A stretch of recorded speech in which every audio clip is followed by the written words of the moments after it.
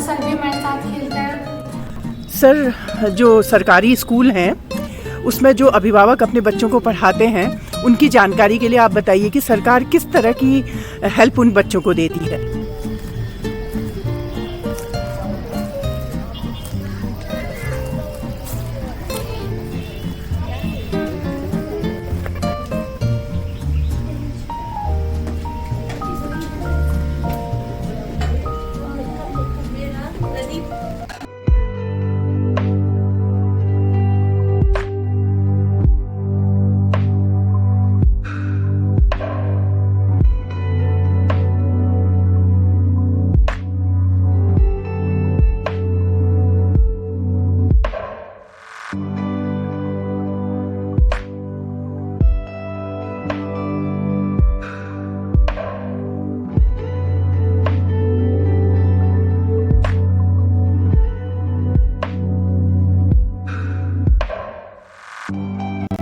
उत्तराखंड में शिक्षा की स्थिति बहुत दयनीय है।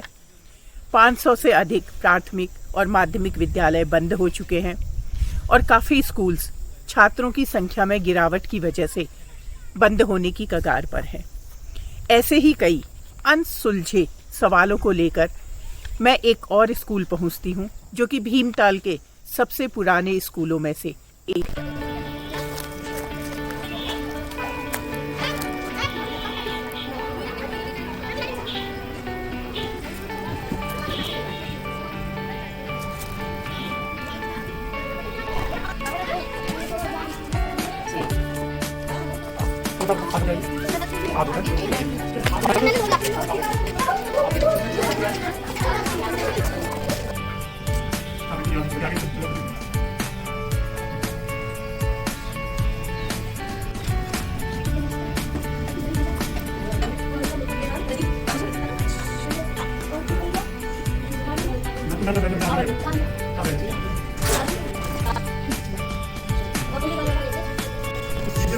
अभी डिस्ट्रीब्यूशन किया गया राशन का, तो हमारे विद्यालय बाल सरकार बनी। अच्छा, बाल सरकार।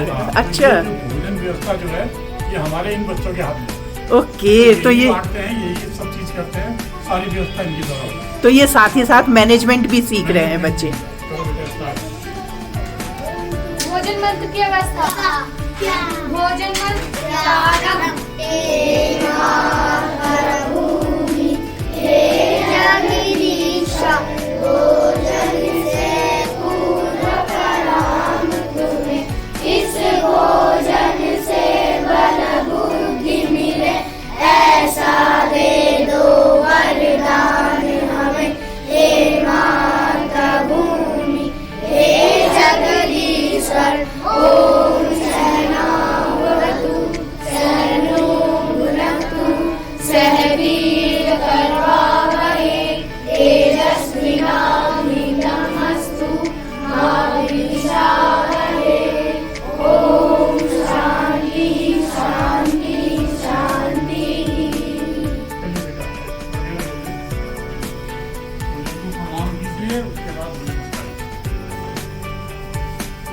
टेस्टिंग भी होती है। अच्छा, आज के भोजन की टेस्टिंग हमारी कमेटियां करने की। ओके, इसमें भी आप लोगों की ड्यूटीज लगी हुई है। ड्यूटी सबों की है। अच्छा, तो चलिए सुलझाते हैं उन अनसुलझे सवालों को। हाँ, तो लगभग मेरे अंदाज से 24 साल आपको यहाँ पे हो चुके हैं, तब से लेके अब तक शिक्षा के क्षेत्र में। और अगर हम इस स्कूल की बात करें तो कितना बदलाव आपने देखा है? बदलाव, जहाँ तक बात है बदलाव की, तो पहले ये विद्यालय जो रहा है इस क्षेत्र का सबसे पुराने विद्यालय में एक है। और यहाँ इस विद्यालय से यहाँ के लोगों की, यहाँ के जो स्थानीय लोग हैं उनकी काफ़ी आस्था जुड़ी हुई।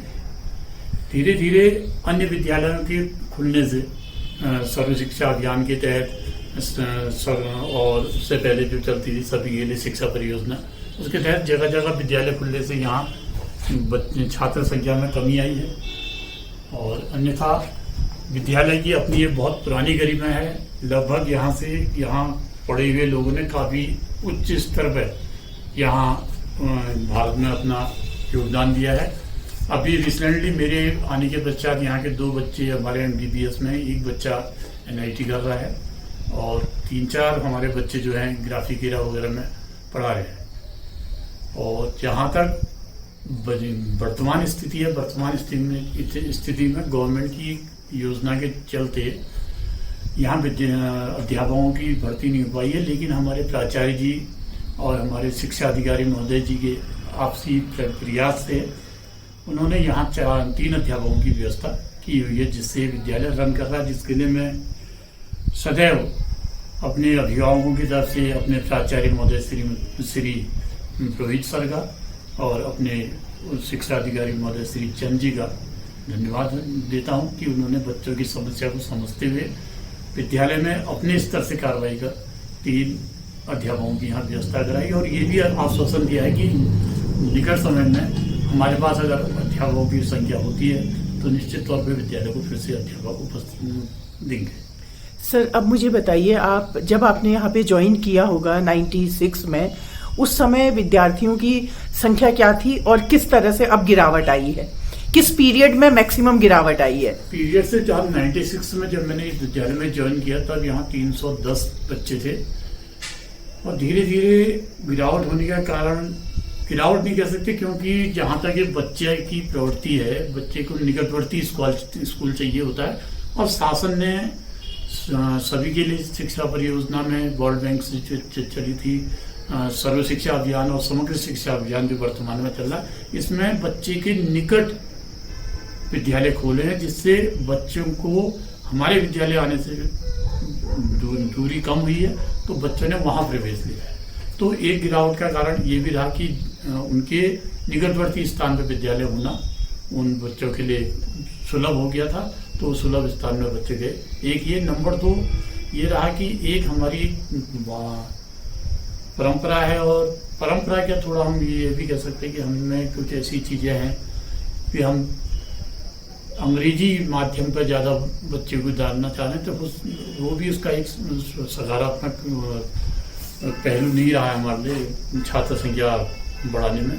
लेकिन फिर भी हमारे इस विद्यालय से यहाँ के स्थानीय लोगों की काफ़ी आस्था रही है और उन्होंने समय समय पर जब विद्यालय ने उन्हें कॉल किया, उनको बुलावा भेजा है, उन्होंने विद्यालय में अपनी उपस्थिति सुनिश्चित की। सर, एक बड़ा चिंता का विषय है कि एक समय ऐसा था, हम लोग अपने टाइम की बात करें तो केवल सरकारी स्कूल हुआ करते थे और हम सरकारी स्कूल से ही पढ़े थे और कभी कोई शिकायत भी नहीं आई थी।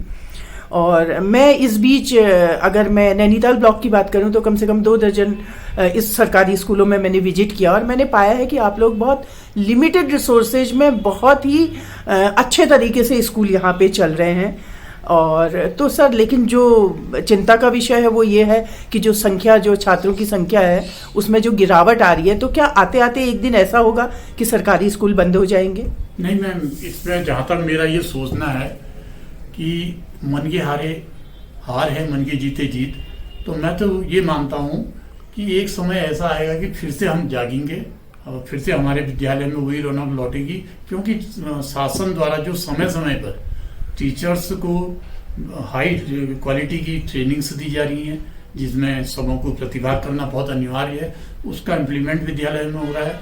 हम सीमित सोर्सों के साथ साथ अब हम समग्र शिक्षा में विद्यालय को नई शिक्षा नीति के तहत काफ़ी सारे संसाधन उपलब्ध कराए जा रहे हैं। उन संसाधनों के चलते मुझे लगता है कि हमारे विद्यालय फिर से अपनी पुरानी स्थिति पर पहुंच पाएंगे। सर, आपका पेरेंट्स के लिए क्या मैसेज होगा? मेरा जहाँ तक अपने अभिभावक गणों का, सम्मानित अभिभावक गणों के लिए जो संदेश होगा वो यही होगा कि अगर वे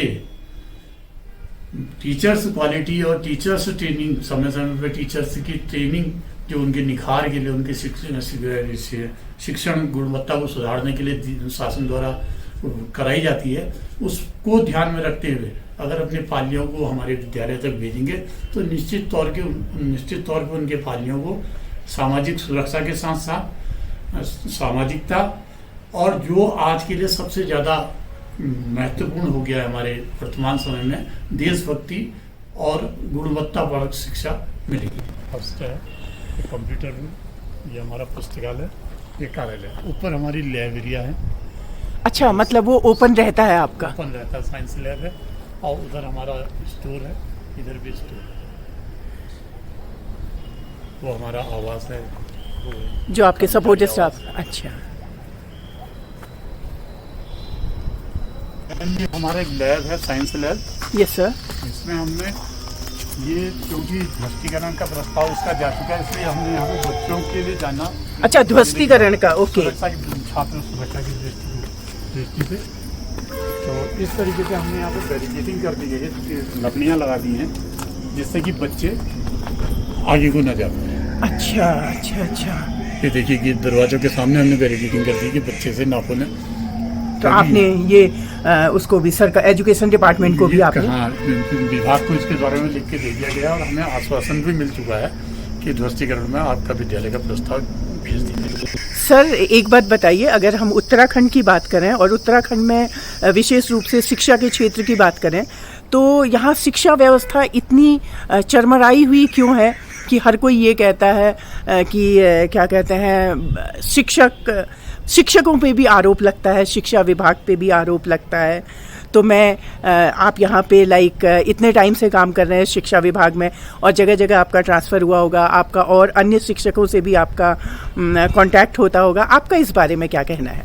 जहाँ तक मैम ये बच्चों की छात्र संख्या की बात है, तो पहाड़ों पर पलायन जो हुआ है रोजगार के चलते बहुत ज़्यादा पलायन हुआ है, और हर गार्जियन, हर अभिभावक ये चाहता है कि मैं जितना पढ़ा हूँ मेरा बच्चा मेरे से ज़्यादा शिक्षा ग्रहण करे, तो वो अपने साथ ही उन बच्चों को भी लेके पहाड़ से जा चुका है। तो एक तो नंबर एक हमारे विद्यालय में कमी बच्चों की, इसका मुख्य कारण ये है। नंबर दो, जहाँ तक शिक्षकों की बात है, तो मेरे संपर्क में जितने शिक्षक, विशेषकर भीमताल ब्लॉक के, तो मैं जितने शिक्षकों को जानता हूँ, तो एक दो अपवादों को छोड़ के लगभग जितने मेरे साथ के अध्यापक हैं वो अपना विद्यालय में 101% देते हैं, और उनका सदैव प्रयास रहता है कि जो मिले मेरे इन स्कूल के बच्चों को। और मेरे तो कई अध्यापक मित्र तो यहाँ तक कहते हैं कि सर यही बच्चे हमारे जो हैं अन्नदाता। सर जो सरकारी स्कूल हैं उसमें जो अभिभावक अपने बच्चों को पढ़ाते हैं, उनकी जानकारी के लिए आप बताइए कि सरकार किस तरह की हेल्प उन बच्चों को देती है? सरकार के द्वारा बहुत सारी सुविधाएं हमारे इन बच्चों के लिए दी जा रही हैं। जैसे अभी हमारे दिव्यांग बच्चों के लिए बीआरसी में संसाधन उपलब्ध कराने का था, जिसकी जिस प्रकार की डिसेबिलिटी थी उस तरीके की वहाँ पर उनको उपकरण उपलब्ध कराए गए थे।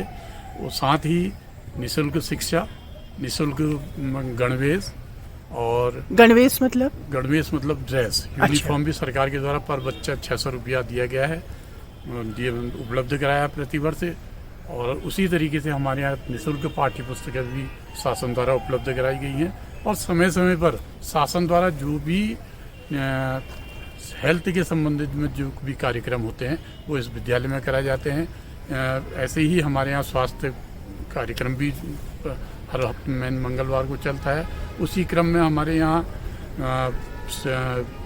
विभाग द्वारा हेल्थ डिपार्टमेंट से आकर हमारे बच्चों का चेकअप किया जाता है, उनके आई टेस्ट की जाती है, और उनमें जो कमी होती है उनके लिए बच्चों के लिए एक प्रिस्क्रिप्शन वहाँ आने के लिए दिया जाता है, और बच्चे जैसे ही उसका कागज़ को लेके वहाँ जाते हैं तो उनको प्राथमिकता के आधार पर उनका चेकअप होता है। तो ये शासन ने बहुत सारी, मतलब वो गिना नहीं सकते कि हर कदम पर इन बच्चों के लिए कहीं ना कहीं कुछ ना कुछ लिया रखा हुआ। अभिभावकों तक ये इन्फॉर्मेशन पहुँचनी जरूरी है, बहुत ज़रूरी है, और हम कोशिश भी करते हैं। बस हम तो अभिभावक से यही कहते हैं कि आप बच्चे का आधार कार्ड और उसके जाति प्रमाण पत्र को बना के रखिए, सुरक्षित रखिए, उसके इन कागजातों को संभाल के रखिए, जो कभी भी किसी समय भी आप उस बच्चे के लिए लाभकारी है। सर आपको क्या लगता है कि हमें किस डायरेक्शन में विशेष ध्यान देने की ज़रूरत है ताकि लोग अपने बच्चों को सरकारी स्कूलों में दाखिला दिलवाएं?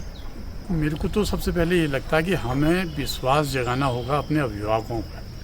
चाहे उनके लिए सरकार जिस तरीके से अध्यापकों के लिए गुणवत्ता बनाए रखने के लिए उनकी समय समय पर प्रशिक्षण आयोजित करती है, उसी प्रकार अगर सरकार कुछ ऐसा प्रयास करे कि हमारे गार्जियन भी, हमारे अभिभावकगण भी शिक्षा को महत्व को समझते हुए उनके दिमाग में ये बात आ जाए कि सरकारी विद्यालय में जो शिक्षा दी जा रही है उसकी क्वालिटी बहुत बढ़िया है, उसकी गुणवत्ता बहुत बढ़िया है, और उसमें जो पढ़ाने वाले अध्यापक हैं वो पूर्ण रूप से प्रशिक्षित और समय समय पर अपनी प्रशिक्षण को लेते रहते हैं और वही प्राप्त प्रशिक्षण अपने बच्चों को लाभान्वित करने के लिए उन पर प्रयोग करते हैं, जिससे हमारे बच्चे, हमने आप देख रहे होंगे कि हमारे कई बच्चे आज उस स्थिति में पहुंच गए हैं कि जिसकी कभी कोई कल्पना भी नहीं कर सकता कि ये प्राइवेट स्कूल का बच्चा है या सरकारी स्कूल का बच्चा है।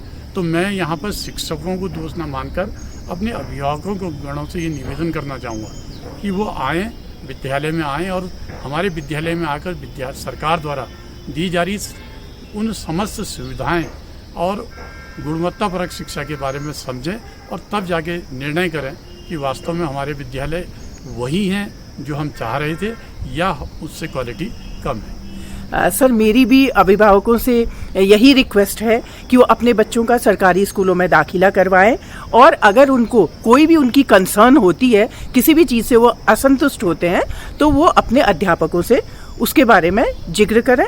और दूसरी बात, सरकार से ये आग्रह है कि कुछ स्कूल्स में जहाँ पे कि अध्यापकों की संख्या काफ़ी कम है, उन रिक्त पदों को भरा जाए। इसी क्रम में मैं एक बात और भी जोड़ना चाहता हूँ मैम, कि हमारे सबसे बड़ी बात जो है वो ये है कि जो प्रशिक्षण होते हैं, जो प्रशिक्षण प्राप्त करने के बाद हम बच्चों को देते हैं, अगर थोड़ा सा भी अभिभावक शिक्षा के प्रति जागरूक हो जाए और बच्चों को दी जाने वाली शिक्षा का महत्व समझते हुए उसके साथ अगर अपना आधे से 1 घंटा सुबह शाम व्यतीत करे, तो निश्चित तौर पे हमारी शिक्षा बहुत ऊंची जा सकती है और हमारे सरकारी स्कूल एक कली से फूल बन सकते हैं। इसी क्रम में एक बात और भी कहना चाहूँगा कि इस विद्यालय में गार्जियनों का, अभिभावकों का इतना बड़ा स्थान सरकार द्वारा दिया गया है कि प्रत्येक हमारे प्राथमिक और जूनियर विद्यालय में विद्यालय प्रबंधन समिति का गठन किया गया है और जिसका संचालन हमारे अभिभावकों गणों द्वारा किया जाता है और उनका विद्यालय में इतना प्रमुख स्थान है कि हमारे विद्यालय में होने वाली किसी भी कार्यक्रम में, किसी भी कार्य की संस्तुति उसके लेने और उसे करने की अनुमति लेने का भी हमें अध्यक्ष महोदय से निवेदन किया। मैंने सरकारी स्कूल के बच्चों को प्राइवेट स्कूल के बच्चों से कहीं ज़्यादा अनुशासित पाया। उनमें आत्मविश्वास देखने को मिला, भविष्य को लेकर उनकी आंखों में चमक देखी, शिक्षकों और छात्रों के बीच एक बॉन्डिंग देखने को मिली। ये स्कूल की बिल्डिंग है, पहले ये ऑफिस हुआ करता था और इसमें कक्षा 8 बैठा करती है, लेकिन ये निष्प्रयोज्य हो चुका है, जीर्ण, जिसका आपने बताया था कि हाँ, जिसका मैंने आपको बताया था कि इसका प्रस्ताव शासन को भेज दिया गया है बीआरसी के माध्यम से। बीआरसी सर के द्वारा हमें ये बताया गया है कि उस प्रस्ताव को हमने आगे की अग्रसारित कर दिया।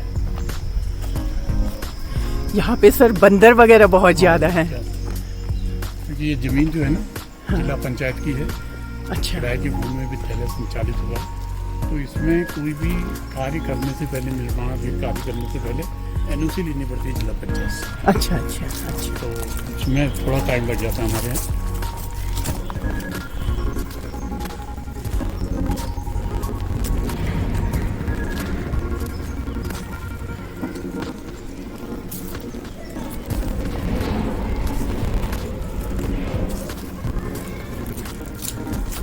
ये वॉशरूम वगैरह, ये वॉशरूम में बालक बालिका का सेट है।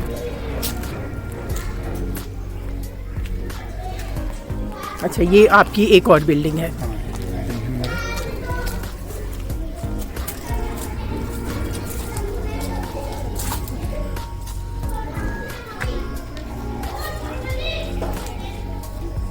टीचर्स यूनियन के कारण वहाँ 2 क्लासेस चल रही हैं। Yes sir. चल रही है, तो ठंड की वजह से थोड़ा अंदर ठंड होती है। अच्छा, ठंड की वजह से बाहर क्लास। थोड़े बाहर बैठा दिए। ये बच्चों की आज, क्योंकि सैटरडे है, सैटरडे को हमारे इंग्लिश की क्लासेस होती है, क्योंकि इंग्लिश डे होता है, तो आज हम इंग्लिश डे कर रहे हैं। बच्चे रीडिंग राइटिंग दोनों का काम कर रहे हैं। Good morning children. Keep sitting बेटे, बैठ जाइए। हमारा ग्रुप की दूसरा रूम है। बेसिकली आपका ये वाली बिल्डिंग ज़्यादा यूज, ये बिल्डिंग ज़्यादा यूज होती है।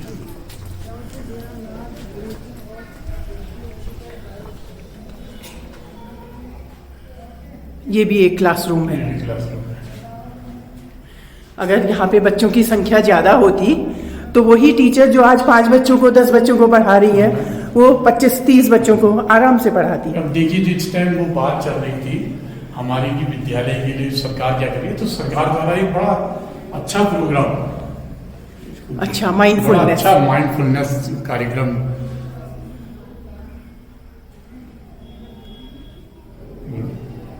ये माइंडफुलनेस कार्यक्रम चलाया गया है जिसमें कक्षा 1 से लेकर कक्षा 8 तक के बच्चों के लिए एक शेड्यूल कार्यक्रम बनाया गया और इसमें इतनी गवर्नमेंट द्वारा बच्चों को लाभान्वित करने के लिए एक बहुत स्पेशली वो कर दिया गया है कि सप्ताह के मध्य में छुट्टी होने पर भी आप इसके कार्यक्रम का कोई बदलाव नहीं। सर क्या एग्जाम ब्रीफ में बताएंगे ये क्या है माइंडफुलनेस कार्यक्रम? ऐसा है, देखिए जैसे ध्यान देने की प्रक्रिया, बच्चा इसमें ध्यान लगाता है। इसमें हम किसी धर्म की बात नहीं करते, किसी आसन की बात नहीं करते। इसमें बच्चों से ये कहते हैं कि आप बैठिए, ऐसे बैठिए जैसे जिसमें आपको आराम महसूस हो, कोई वो नहीं है। फिर धीरे धीरे उसमें ध्यान देने के लिए उससे कहते हैं कि आप धीरे धीरे आंखें बंद कीजिए। आंखें बंद करने के पश्चात अपनी आती जाती सांसों को देखिए। तो ये हमारा 3 मिनट का है माइंडफुलनेस का, 1 से 2 मिनट का कार्यक्रम है। फिर ध्यान देने की जो हम एक्टिविटीज कराते हैं वो 3 मिनट की है। फिर उसमें चर्चा करते हैं कि क्या उन्हें हुआ है, क्या उन्हें कैसा लगा, ऐसा हम क्यों कर रहे हैं, ये सारी बातें उन्हें बताई जाती है। फिर उसके बाद उसको फिर रिपीट करते हैं हम 3 मिनट के लिए। तो ये हमारा कार्यक्रम है और ये शेड्यूल बनाया गया है कि ध्यान देने की प्रक्रिया जो होगी माइंडफुलनेस कार्यक्रम जो होगा मंडे को, और ट्यूसडे वेडनेसडे को हमारी स्टोरी है। इस स्टोरी में ऐसी स्टोरी है जो हमारे बीच की है। इसमें कोई हम स्वप्न दृष्टि वाली कहानियां नहीं बोलते, इसमें वो कहानियां बोलते हैं जो वास्तव में हो रहा है, जो हुआ था, जो हकीकत जो कहानियां हैं जो बच्चों के स्तर की हैं वो कहानियां इसमें बोली जाती है। फिर यहाँ पर एक्टिविटीज कराई जाती है, बच्चे जिसको देख के प्रसन्न हो, हंसना, जैसे जोर जोर से लाफिंग, हंसना, वो भी इसमें आ जाती है। उसमें ध्यान देना आ जाता है, साउंड पहचानना, जैसे गेम्स स्काउट में होते हैं कि वो सुंगाना, वो स्मेल कैसी है, आवाज़ सुनना, जैसे थाली बजाई, ताली बजाई, कुंडल बजाई, तो उस साउंड को पहचान सकें। तो ये सारी चीज़ें ध्यान इस माइंडफुलनेस के अंतर्गत आ रही हैं। तो ये मेरे अंदाज से गवर्नमेंट का एक बहुत बढ़िया प्रोजेक्ट है और ऑल ओवर इंडिया में ये प्रोजेक्ट चल रहा है। और ये दिल्ली से स्टार्ट हुआ था, आज हमारे उत्तराखंड में ये कार्यक्रम चल रहा है। और मुझे तो ये लगता है कि हमारे बच्चे विद्यालय में आने से सबसे पहले कहते हैं सर आनंदम कार्यक्रम करो। Good morning children. हाँ बेटे, मैं आज आपके स्कूल में आई हूँ और आप में से कुछ बच्चों को तो मैं पहले से जानती हूँ। आज देख के मुझे लगा कि कभी कोई बच्चा आपको मुझे ग्राउंड में मिल जाता है, किसी से मार्केट में बात हो जाती है। अच्छा, आप बताओ, अपने स्कूल के बारे में बताओ। मैम हमारा स्कूल बहुत अच्छा है और यहाँ में हम लोग खेलते हैं साथ में और सर भी हमारे साथ खेलते हैं और हम सब बच्चे लड़ाई नहीं करते, साथ में मिलजुल के रहते हैं। और हमारे स्कूल में कभी बहुत मतलब जब भी 15 अगस्त ये सारे प्रोग्राम होते हैं यहाँ हमारा स्कूल सबसे अच्छा है। हमारे स्कूल में सब अच्छा भोजन भी बनता है। हमारे स्कूल में सब मिलजुल के भी रहते हैं। ओह, अच्छा भोजन मिलता है, मिलजुल कर रहते हैं। और बेटे और कुछ बोलो अपने स्कूल के बारे में। हमारे स्कूल में बहुत सारे प्रोग्राम्स होते हैं जिसमें हम भाग लेते हैं और फिर हम आगे और ज़्यादा प्रोग्राम्स करते हैं जिसमें हमारे टीचर हमारी मदद करते हैं। हमारा स्कूल बहुत अच्छा है और हमारा स्कूल बहुत बड़ा है। हमारे स्कूल में बहुत सारे टॉयज हैं और आप सब लोगों को अपने स्कूल से बहुत प्यार है। Yes ma'am. और आप 8th के बाद फिर कहाँ पढ़ने जाओगे? आप ये स्कूल 8th तक है, फिर इसके बाद आप कहाँ पढ़ाई करने जाओगे? इसके बाद GGIC में जाओगे। और आगे जाके आपको क्या करना है, क्या सपने हैं आप लोगों के? मैम बड़े होकर मैं सिंगर बनना चाहती हूँ। आप सिंगर बनना चाहते हो? मैं फौजी बनना चाहता हूँ। फौजी। मैम मैं बड़े होकर मॉडलिंग करना चाहती हूँ। मॉडलिंग करना चाहते हो?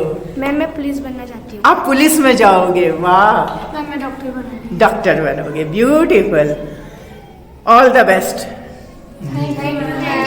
सरकारी स्कूल फिर से आबाद होंगे और प्राइवेट स्कूल को टक्कर दे पाएंगे, लेकिन जरूरत है नंबर 1 शिक्षा के क्षेत्र में हुए बदलाव की जानकारी अभिभावकों तक पहुंचाने की। नंबर 2, विद्यालयी भवनों की मरम्मत, रखरखाव और मूलभूत सुविधाओं की ओर यथाशीघ्र ध्यान दिए जाने की। साथ ही साथ रिक्त पदों में शिक्षकों की नियुक्तियां की जाने की।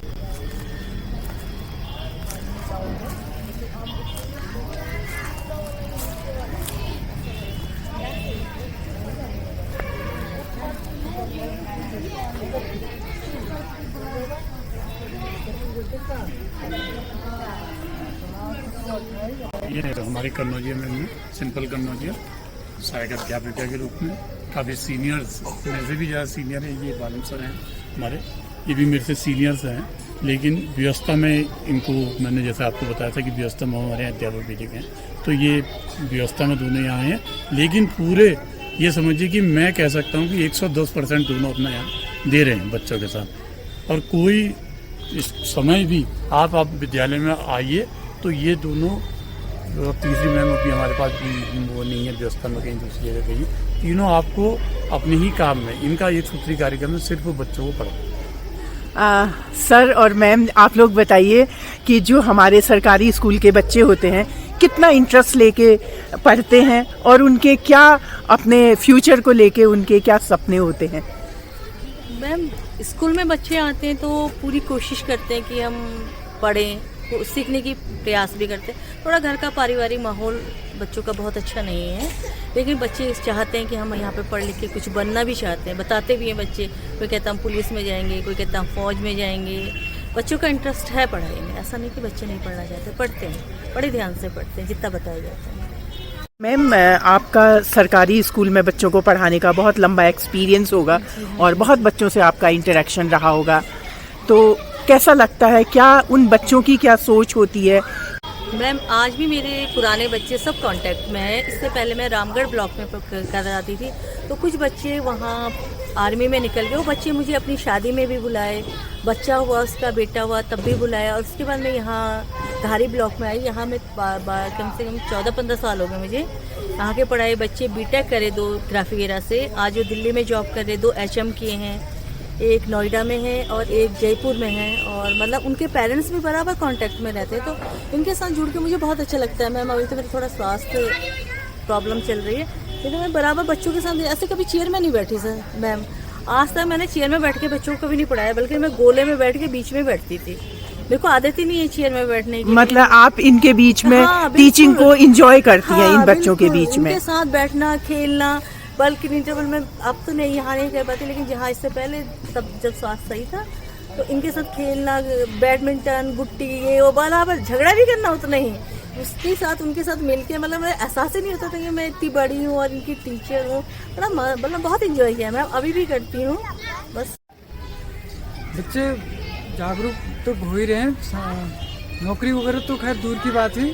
सबसे पहले जो है वो अपनी पढ़ाई में रुचि रखते हैं रुचि रखते हैं, आते हैं स्कूल साथ। भोजन माता श्रीमती पुष्पा रावत, और ये जब से हमारे यहाँ स्टार्ट हुई है MDM, तब से ये उसका कारोबार देखिए। और ये हमारे नरेश जी, ये हमारे यहाँ स्वच्छक के रूप में कार्यरत है। अच्छा अच्छा अच्छा, ये आपका किचन है? गैस में ही भोजन बनता है, खाने की तैयारी चल रही है। और ये यूनिफॉर्म में ही हमारे यहाँ काफ़ी जीर्ण शीर्ण है, और इसका हम प्रयोग ही नहीं कर रहे हैं, और इसमें ना इसमें बच्चों की एंट्री। ये तो काफी टाइम से लग रहा है, सही पड़ा होगा। खराब है, इसका वो प्रस्ताव हमने भेजा हुआ है, शायद इस बार इसका वो होने का वो आ जाएगा। ये आपका प्लेग्राउंड है? ये प्लेग्राउंड है। प्लेग्राउंड तो हमारे वो उधर भी है, इधर भी है, बच्चे इसमें खेल लेते हैं। अच्छा,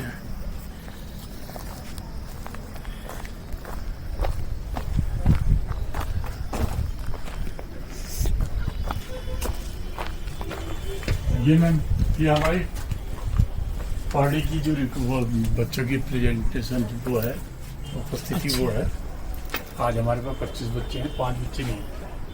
अच्छा, इसमें दिखाया गया है कि टोटल आपकी 30 है। हाँ। और आज की डेट में आपके पास 25 बच्चे आए हैं। लेकिन अफसोस, हाल ही में 7 नवंबर 2022 को विभाग ने राजकीय प्राथमिक विद्यालय के 45 सहायक अध्यापकों की प्रधानाध्यापक के पद पर पदोन्नति की है और इस लिस्ट में कई ऐसे शिक्षकों के नाम शामिल हैं जिनकी कि जुलाई में दुर्गम क्षेत्र यानी कि रिमोट एरियाज में तबादला हुआ था। उन्होंने वहां पर अपना पदभार ग्रहण नहीं किया है और आज अपनी मनचाही जगहों में पदोन्नति ले ली है। ऐसी सोच के अध्यापक और अधिकारी शिक्षा के क्षेत्र में बिगड़ती स्थिति के लिए जिम्मेदार हैं। केवल सरकार को दोष देना उचित नहीं। उम्मीद है वीडियो से आपको शिक्षा के क्षेत्र में आए कई बदलावों के बारे में जानकारी मिली होगी और कई पक्ष उजागर भी हुए होंगे। अपनी ओपिनियन शेयर करिए। फिर मिलती हूँ एक नई सोच नई खोज के साथ आपके अपने ही YouTube channel Manjusha an influencer में। जय देवभूमि, जय उत्तराखंड।